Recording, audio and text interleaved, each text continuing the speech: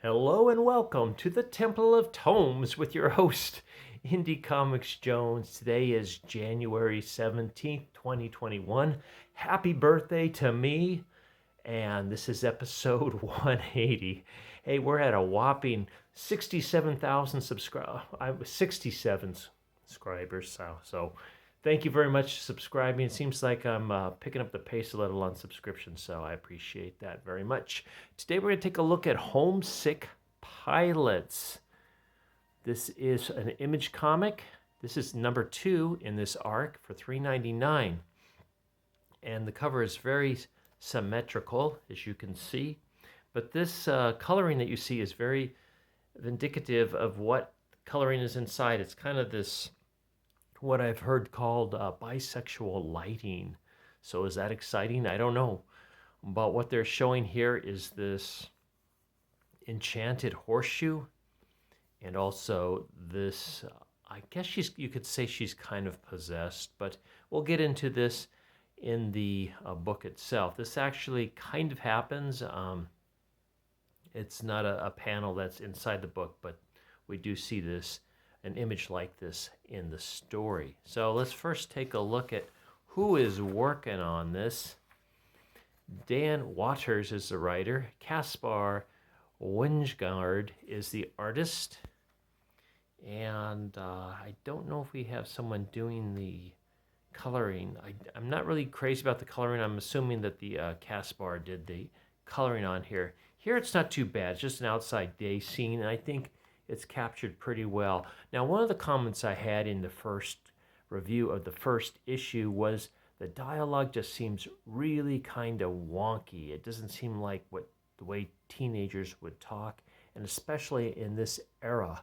Now we're going this, name of this town is Santa Manos, and I think that means, like, it's translated, that means Saint Hands, like Lava Las Manos, wash your hands. But okay, I'll roll with it. It is a beach community. These are high schoolers, and this is our main character. At the beginning here, she's new to the area. This is kind of a flashback from the first one, and she meets up with Buzz here, and he's kind of yelling at her, saying, "Hey, you're the kid that lives next door. You're the new kid. You got the Ramones shirt. You wear the Ramones hoodie. The Ramones suck." Now, this is supposed to be 1993, and I'm pretty sure nobody in 1993 said the Ramones suck. I think there were so many T-shirts and whatnot paraphernalia out by then that they are very popular. In fact, especially among teenagers. At least that's what I recollect, especially in a California town. So what we've got here is she disappears. This is Rip. This is Buzz. They were in the front. They're her bandmates. As they are the Homesick Pilots, which is what this book is named after. And they see her up there walking the tightrope, and she falls. And Buzz is able to catch her, sort of, and neither one are very injured. They're both shaken up, which is kind of funny because it looks pretty high up. Like, it seems like somebody should have gotten at least an abrasion that would lead to bleeding, but nothing. They're okay. And she says, they ask her why she did that, and she said, because I did it two times before, and I was fine. I made it across. And then she starts hitting the guy after he says, "You're crazy." And then the Buzz says, "Back off." And then he just says, "Well, I'm just kidding. The Ramones really are pretty damn good," basically. and then right off the bat, they ask if she plays guitar, that they want her to join their band. And it's kind of like they know nothing about her, and they're already asking her to join their band. They said, "We call ourselves the Orphan Club." And she says, "We can come up with a better name than that." And that is why they're called the Homesick Pilots. So I don't know if that's a better name, but it is a name. So then we flash back to the house. This is what's really got my interest. The wonky dialogue would usually check me out, but I'm really interested in the underlying story here, concerning this haunted house. It has a number of ghosts or spirits in it that are trapped within, and anybody that goes in kind of gets stuck in it. It's kind of a Winchester mystery house where doorways lead to nowhere, and other doorways disappear, and stairs are all over the place. But while they were in here, they were kind of apprehended, or kind of a sort of attacked or threatened by another rival band called the Nuclear Bastards, which were the Nuclear Bastards were killed by the house. They were actually killed very violently, and now we see our guys are Buzz and Rip are covered in blood. They have left Amy behind in the house because she kind of disappeared from them, and now they can't get back in the house. So they decide, let's go get the police. This is too big for us. Then we hit the Image trope, and I am so sick of Image doing this. It is hard to read, and it just doesn't do anything. It talks about Amy in the house and how she's alone, but there's other people in it. But she's really not in the house because we know she's already been lifted to this Hollywood luxury hotel where she comes up with this guy wearing Calvin Klein's. And we see the enchanted horseshoe, which Amy has gone back to get because it belongs to the house. And the girl here is saying, no, I bought it at a gift shop in the beach. That was in the other issue. And so she tries to take it. The new boyfriend gets shocked when he grabs it and is knocked out cold. And then this new woman who has the horseshoe explains that she's had it for 3 years and it's caused her this incredible string of good luck. Everything she touches to, she's successful. She's well loved. She can get a new perfect guy every week. And she believes the horseshoe will not leave her.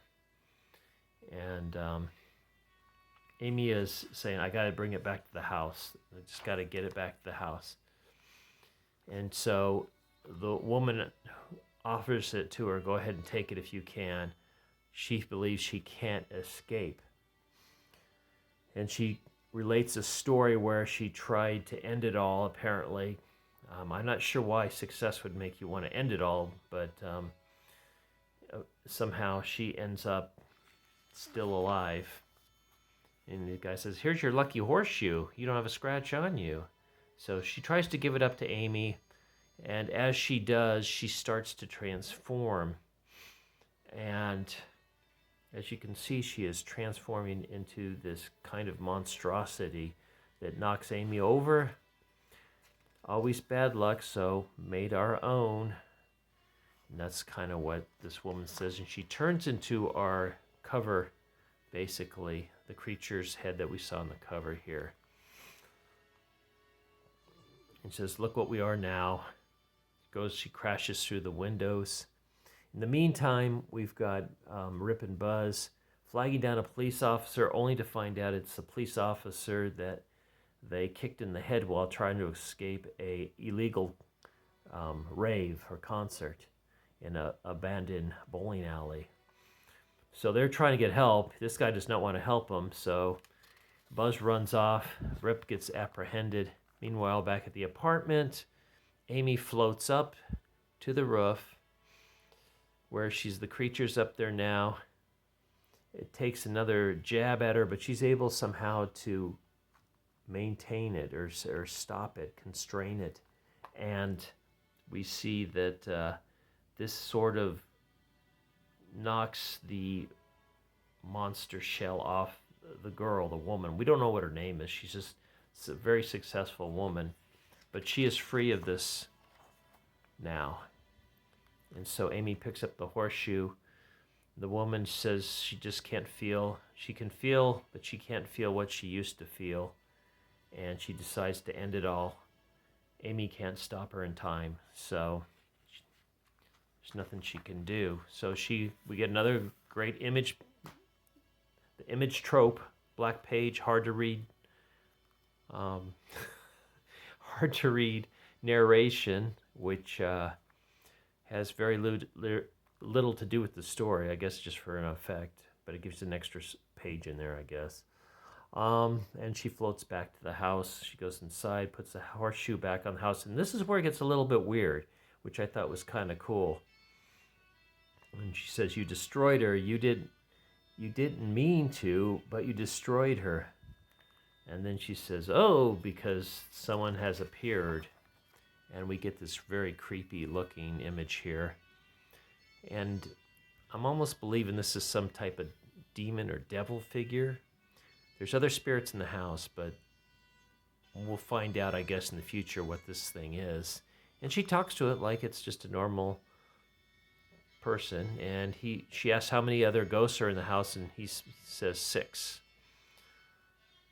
So she kind of looks away for a minute, and then he's gone. And every time she closes her eyes, he seems to appear somewhere. So she is trying to track down where Rip and Buzz are.